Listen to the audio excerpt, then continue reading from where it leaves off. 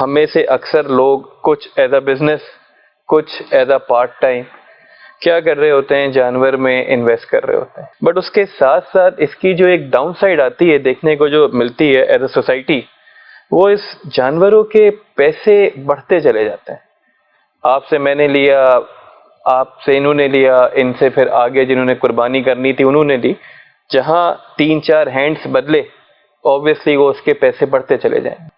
تو ایسی صورتوں میں جو ایسے لوگ ہیں اسپیشلی جو اس کو پارٹ ٹائم کر رہے ہوتے ہیں یا اس میں آ جاتے ہیں اس وقت کے قریب، ان کے لیے کیا احکامات ہیں، اور ایک جو اس جن کا بزنس ہی یہی ہے ان کے لیے کیا احکامات ہیں، اگر یہ آپ واضح کر دیں. میرے بھائی دیکھیں، صحیح اور غلط کو ہمیں فرق کر کے پھر آگے بڑھنا ہوگا. یہاں کچھ قابل مذمت پہلو بھی ہوتے ہیں، لیکن اکثر چیزیں اس سوال کے تناظر میں ٹھیک ہوتی ہیں. مارکیٹ کو شریعت نے آزاد رکھا ہے، کسی کے ماتھے پہ لکھا ہوا نہیں ہے کہ یہ لوہے کا ہی کام کرے گا، یہ سونار کا ہی کام کرے گا، یہ فلاں کام ہی کرے گا. ہر شخص کسی بھی فیلڈ میں آ سکتا ہے جو جائز ہے. وہ پارٹ ٹائم آئے، وہ فل ٹائم آئے، وہ صبح کام کرے، وہ رات میں کام کرے، اس کو حریت اور آزادی ہے شریعت کی طرف سے. کام جائز ہونا چاہیے، کام کا طریقہ کار جائز ہونا چاہیے. اگر مارکیٹ میں تیزی نہ آئے تو اس شخص کا کیا ہوگا کہ جو سب سے پہلا بیچنے والا ہے، براہ راست اس پر اثر پڑے گا. تو مارکیٹ میں تیزی رہے گی تو اس کے مال کی سپلائی چین بنی رہے گی نا. چلو ٹھیک ہے، کسی نے 50-100 بکرے پال لیے، لیکن جس کے پاس 2-4 ہیں اس کا مال کون خریدے گا؟ تیزی کا تعلق ہر شخص سے ہوتا ہے. اور پھر ایسا نہیں ہے کہ پارٹ ٹائم شخص آ گیا، اس نے آ کے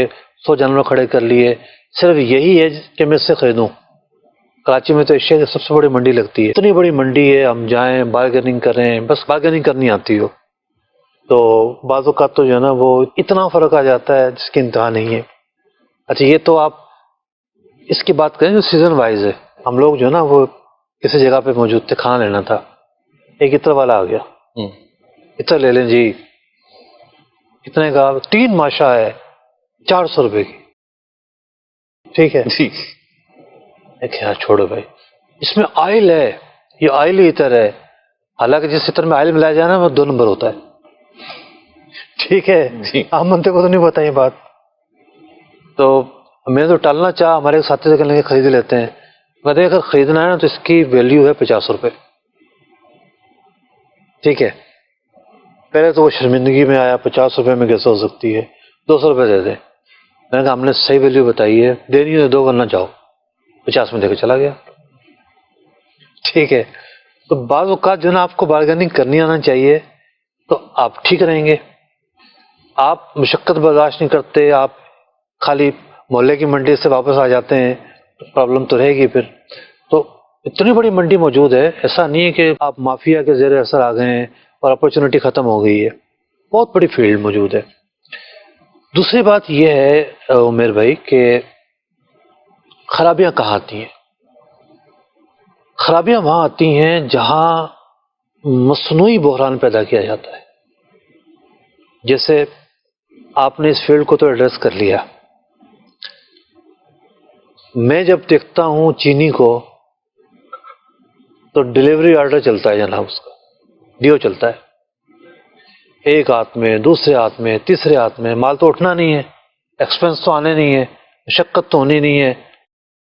تو ڈیلیوری آرڈر 10 ہاتھ میں، 20 ہاتھ میں گھوم کے پھر جا کے ہول سیلر کے پاس آتا ہے.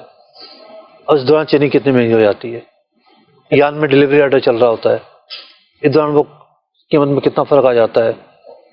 یہ جو ہے نا یہ مصنوعی بحران ہے، یہ تجارت نہیں ہے، شریعت کی بھی خلاف ورزی ہے. شریعت یہ کہتی ہے جس مال کو آپ خرید رہے ہیں اس کا آپ قبضہ کریں، قبضہ کرنے کے بعد پھر آپ اس کو آگے بیچیں. خالی آپ نے پرچی آگے بڑھا دی تو مال پہ تو قبضہ کیا ہی نہیں آپ نے. یہ وہ پہلو ہے جو قابل مذمت ہے. اسی طریقے سے ایک اور پہلو اس وقت عمرہ پر جانے والے زائرین نے فیس کیا کہ چونکہ مدینہ منورہ میں تعمیرات ہو رہی ہیں ہوٹلوں کی، کچھ ہوٹل بند کر دیے گئے ہیں، کچھ ایریاز بند ہیں. تو شعبان کے مہینے میں ایسا ہوا گریٹ ہوا، جو کمرہ ملتا تھا رمضان میں 250-300 ریال پر ڈے پر 700 ریال پر پہنچ گیا.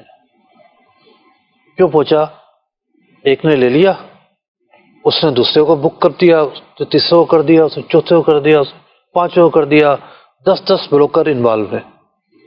حالانکہ شریعت کی یہ تعلیمات ہیں کہ جو چیز آپ نے کرائے پر لی ہے آپ اس میں اگر کوئی اضافہ نہیں کرتے یا آپ آگے جو کرائے پر دے رہے ہیں کسی اور جنس میں کرایہ نہیں لیتے. جیسے آپ نے ریال کے بدلے لیا تھا، اگلا سودا آپ نے گولڈ کے بدلے کر لیا، عام طور پہ ایسا نہیں ہوتا. اور اگر آپ زیادہ کر رہے ہیں تو یہ ناجائز ہے. اور ناجائز چیز کا ارتکاب کرتے ہوئے ایک مصنوعی بحران پیدا کیا گیا. میں جانتا ہوں کئی لوگوں نے اپنی فیملیز کی ٹکٹ کینسل کروا دی. اتنا بھاری کرایہ ہم کیسے فیس کریں گے؟ ٹھیک ہے، دھڑام سے یہ رمضان میں بحران ختم ہوا اور وہی ہوٹل اپنے ریٹ پر آ گئے. جب کسٹمر ہی نہیں ملا، کنزیومر ہی نہیں ملا، دوبارہ اپنے ریٹ پر آ گیا. تو منڈی آزاد ہوتی ہے، اگر کہیں غلطی ہے تو اس کو تو ہم غلط کہیں گے. ایک چیز آزاد ہے، مطلب مارکیٹ آزاد ہے، اس میں بھاؤ کہاں جاتا ہے، سپلائی چین کس طرح بنتی ہے، تو نیچرل بنیادوں پر ہو رہی ہے اور کوئی مصنوعی چیز نہیں ہے اور قابل ضرر چیز نہیں ہے خاص طور پر. تو مذمت اس کی بیان نہیں کی جا سکتی. انویسٹر کا بھی حق ہے. لیکن یہاں ایک اور پرابلم ہے، جو آپ کی بات آپ نے موضوع جو چھیڑا ہے نا، ایک شخص کہنے لگا کہ مفتی صاحب اب تو جو خریدار تھے نا بڑے آئٹمس کے وہ کم ہو گئے. میں کہا بھائی کیوں کم ہو گئے؟ کہنے لگے ہر ایک کو شوق چڑھا ہے کہ میں 10 جانور اپنے کھڑے کر لوں. تو وہ لوگ کہتے ہیں کہ بھائی ہم اپنی جانور پال لیتے ہیں. تو ایسے ان بھاری پارٹیوں نے بھاری جانور خود ہی پالنا شروع کر دیے. اچھا یہاں ایک اور بھی بات عرض کروں. ایک صاحب جو اسی طرح کے بھاری بھرکم جانور لیتے تھے، 20 25 لاکھ کا بیل، وہ کہنے لگے مفتی صاحب میں نے توبہ کر لی ہے، میں ایسا بیل نہیں لوں گا. کہنے لگے کہ اس میں گوشت تو نکلتا ہی نہیں ہے، اس کو تو آئل پلاتے ہیں، اس کو تو گھی کھلاتے ہیں، اس کو تو یہ کرتے ہیں، اتنی چربی نکلتی ہے، اتنی چربی نکلتی ہے، وہ ساری قصاب کو دینی پڑتی ہے. کیونکہ اگر میں 25 لاکھ کا وہ لے رہا ہوں، اس کی جگہ اگر میں 25 جانور لے لوں 1 لاکھ کے، تو اس میں گوشت زیادہ نکلے گا، اس میں تقسیم زیادہ ہوگا، اس میں جو صدقے کی افادیت ہے وہ زیادہ آئے گی. میں کہا دیکھیں تجربہ آپ کا ہے، آپ کہہ رہے ہیں کہ جی اتنا پرابلم ہے، میں تو اس میں انکار نہیں کروں گا، آپ کی رائے بڑی اچھی ہے. یوں موضوع چلا تو میں نے کہا چلیں اس کو بھی ایڈریس کر لیا جائے. وہ سپلائی جو ہوتی ہے، جیسے ساری گفتگو ان کا سوال آپ کا جواب ہوا، تو سپلائی جو ہو رہی ہوتی ہے تو آن ڈیمانڈ ہی ہو رہی ہوتی ہے. ڈیمانڈ آئے گی تو مارکیٹ بڑھے گی. آن ڈیمانڈ آ رہی ہوتی ہے، اور جانوروں کے اندر تو ایک بڑا اچھا پہلو آ گیا ہے ہماری مارکیٹ میں. اب ایسا نہیں رہا کہ جانوروں میں جو تیزی ہے صرف بقرعید کے لیے، کیونکہ پاکستان سے ایک بڑی تعداد میں جو مٹن ہے وہ ایکسپورٹ ہو رہا ہے، اور اب تو بیف بھی جو ہے نا وہ ایکسپورٹ ہونا شروع ہو گیا ہے بھاری مقدار. کراچی میں ایک بہت بڑی 50 ایکڑ پر ایک سلاٹر ہاؤس لگا ہے. یہ لوگ ملیشیا وغیرہ دیگر جگہوں پہ بیچتے ہیں.